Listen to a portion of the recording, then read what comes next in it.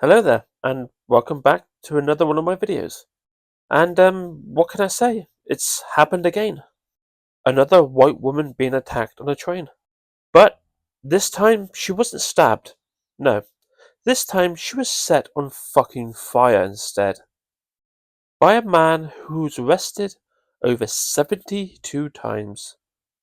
This piece of shit went on a train with a bottle of petrol and tipped it over some random woman's head as she sat there, was minding her own business. She then got up to flee the train, and he followed her, lighting the bottle on fire, and then went over and ignited her with it. Do you have any idea how fucking painful that must be, being set on fire? That's one of my two greatest fears. One is set on fire, and the other one is drowning. I can't imagine the amount of pain this woman had to go through because this animal decided to go on a public transport and just destroy a human's life for whatever reason. Now, this woman did survive as well, which is a good thing, but after surviving that, the amount of damage, would you want to live? I mean, the amount of pain this woman has to go through now, through treatment, years of treatment, and being scarred mentally. This woman would never go on to public transport again. Federal terrorism charges after a horrific attack on a commuter train in Chicago. Prosecutors say the suspect seen on surveillance allegedly setting a woman on fire. Tonight here, we do have news on her condition, and here's ABC's Rhiannon Alley.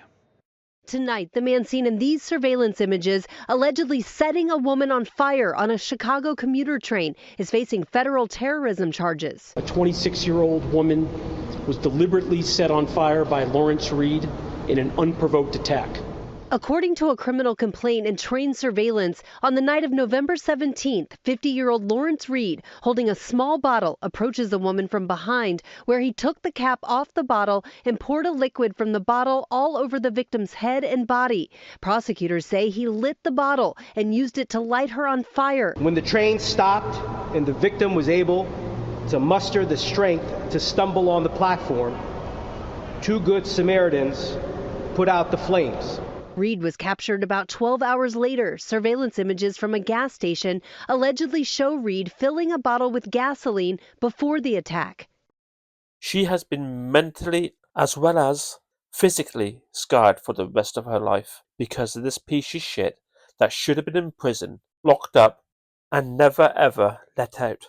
72 times this motherfucker has been arrested for crimes. One of the crimes is arson. He has set things on fire before, and the judge has let this bastard walk time and time again. This man's criminal record is almost as long as my dick. He has been arrested and imprisoned in and out since the 90s. Now, it seems like this is an ongoing occurrence. I mean, there was a woman in the UK, a story that I did, who was stabbed repeatedly in the head with a fucking screwdriver by an illegal immigrant living in a hotel room where this person worked. He followed her home, stabbed her at the train station as she was going home, and stabbed her repeatedly in the head with a screwdriver. And then you see him on video dancing as he's recording paramedics in the background, trying to save this woman's life. And not only that, how can we forget about the young Ukrainian woman who was stabbed in the neck just for sitting there, just for coming home from a pizza parlor where she worked, and was stabbed in the neck by a scumbag who just walked off and said, "I got that white girl." And now we have this.